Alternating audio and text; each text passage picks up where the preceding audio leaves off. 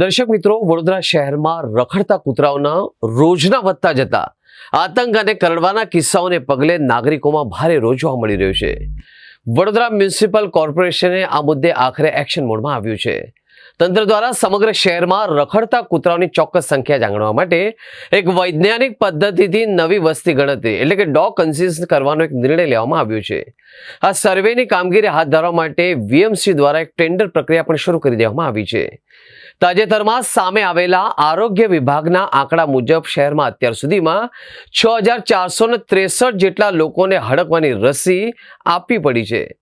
શહેરના કારેલીબાગ, વાસણા રોડ, અલકાપુરી અને સયાજીગંજ સહિતના વિવિધ વિસ્તારોમાં રાતના સમયે તેમજ વહેલી સવારે રખડતા કૂતરા વાહન ચાલકો અને રાહદારીઓ પર હુમલા કરતા હોવાની ફરિયાદોમાં એક મોટો ઉછાળો આવ્યો છે. શહેરમાં કૂતરાઓના ખસીકરણ અને રસીકરણ માટે સુસંગત યોજના બનાવવી જરૂરી છે. એ માટે સૌ પ્રથમ શહેરમાં કૂતરાઓની સાચી વસ્તીનો આંકડો હોવો પણ જરૂરી હોવાથી સર્વેક્ષણ માટે એજન્સીઓ પાસેથી નવેસરથી ટેન્ડર મંગાવવામાં આવ્યા છે. મહાનગરપાલિકા દ્વારા આ સર્વે પ્રક્રિયા પૂર્ણ થયા બાદ રખડતા કૂતરાઓના ખસીકરણ અને હડકવા વિરોધી રસીકરણની ઝુંબેશને વધુ ઝડપી બનાવવામાં આવશે, જેથી શહેરના નાગરિકોને આ ત્રાસમાંથી રાહત મળી શકે.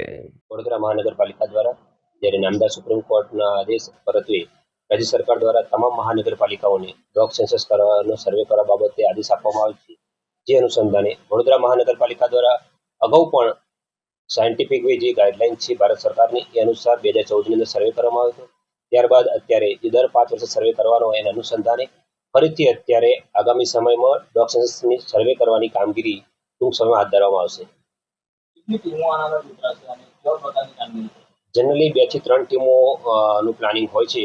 દરેક ટીમ વોર્ડ વાઇઝ, વોર્ડની સ્ટેટ વાઇઝ અને સ્પેસિફિક લાઇન વાઇઝ કામગીરી કરે છે. જીપીએસ લોકેશનના મેપિંગના આધારે જે તે વિસ્તારની અંદર જે એમને ડોગ્સ દેખાતા હોય અને સેટેલાઇટ વ્યૂ મારફતે જીપીએસ લોકેશન જે આપણે લોન્જિટ્યુડ લેટિટ્યુડ લેતા હોય છે એ ધોરણે તે દરેક ડોગને આઈડેન્ટિફાય કરી કેટલા ડોગ્સની અંદર સ્ટરલાઇઝેશન થયેલું છે, કેટલા સ્ટરલાઇઝેશન અનસ્ટરલાઇઝ ડોગ છે, સાથે સાથે લેક્ટેટિંગ ફિમેલ્સ કેટલી છે, કોઈ પપીસ જોવા મળતા હોય તો એ રીતે કોઈ કેસની અંદર સ્કિન ડિસીઝ ધરાવતા કોઈ બીમાર બધા એમને જણાતા હોય સ્કિન ડિસીઝ એ ટાઈપના ડોગ્સ પણ આઈડેન્ટિફાય કરવામાં આવે છે. વિવિધ અલગ અલગ પેરામીટર્સ છે સ્ટ્રે ડોગ બાબતના, એ અનુસાર આગળની કાર્યવાહી કરવામાં આવે છે. જોવા જઈએ તો 3 થી 4 મહિના કામગીરી શરૂ થયાની અંદર 3 થી 4 મહિના કામગીરી પૂર્ણ કરવામાં આવે છે અને ત્યારબાદ સાયન્ટિફિક જે કંઈ રિપોર્ટ બનાવવા છે એ રિપોર્ટ તૈયાર કરી અને 6 માસની અંદર રિપોર્ટ સબમિટ કરવામાં આવે છે.